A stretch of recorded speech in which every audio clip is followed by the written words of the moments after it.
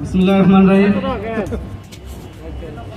উপস্থিত সম্মানিত অতিথি, উপস্থিত সম্মানিত বাহরাইন কেন্দ্রীয় কমিটি সভাপতি, উপস্থিত আরো আমার বাংলাদেশ জাতীয় দল বিএনপির সম্মানিত নেতাকর্মীগণ, প্রথমে আমার সালাম গ্রহণ করবেন। আসসালামু আলাইকুম।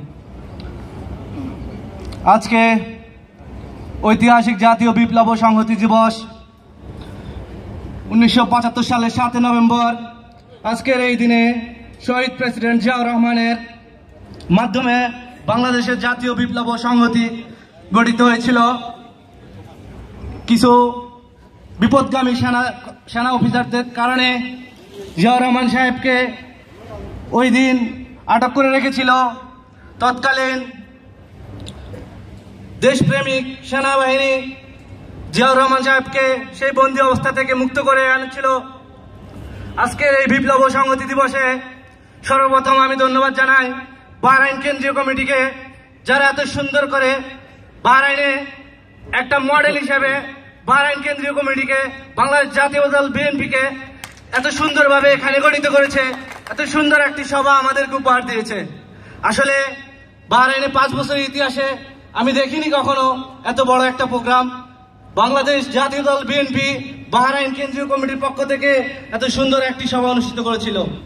আজকে 7 নভেম্বর ঐতিহাসিক জাতীয় বিপ্লব ও সংহতি দিবসে আসলে আলোচ্য বিষয় একটাই, বাংলাদেশের ক্লান্তি লগ্নে যখন বাংলাদেশ ধ্বংসের দিকে যাচ্ছিল, তখন জিয়াউর রহমান সাহেব, মরহুম রাষ্ট্রপতি জিয়াউর রহমান সাহেব বাংলাদেশকে একটি সঠিক পথে নিয়ে যাচ্ছিল।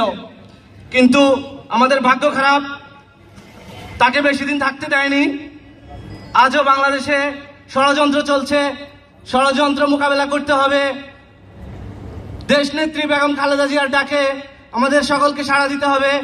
সামনের দিকে যত আন্দোলন আছে আমাদেরকে আন্দোলনে সহাবস্থান করতে হবে এবং বাংলাদেশ জাতীয় দল বিএনপির বাহরাইন কেন্দ্রীয় কমিটি তথা সারা বাহরাইনে যত নেতাকর্মীগণ আছে সবার কাছে আমার একটা আকুল আবেদন, আমরা সবাই ঐক্যবদ্ধভাবে বাহরাইনে রাজনীতি করব এবং ভবিষ্যতে বাংলাদেশে গিয়ে ঐক্যবদ্ধভাবে রাজনীতি করব। এই বলে আমি আমার সংক্ষিপ্ত বক্তব্য শেষ করছি। বাংলাদেশ জাতীয় দল জিন্দাবাদ, জিয়াউর রহমান অমর হোক, বেগম খালেদা জিয়া জিন্দাবাদ, তারেক জিয়া জিন্দাবাদ।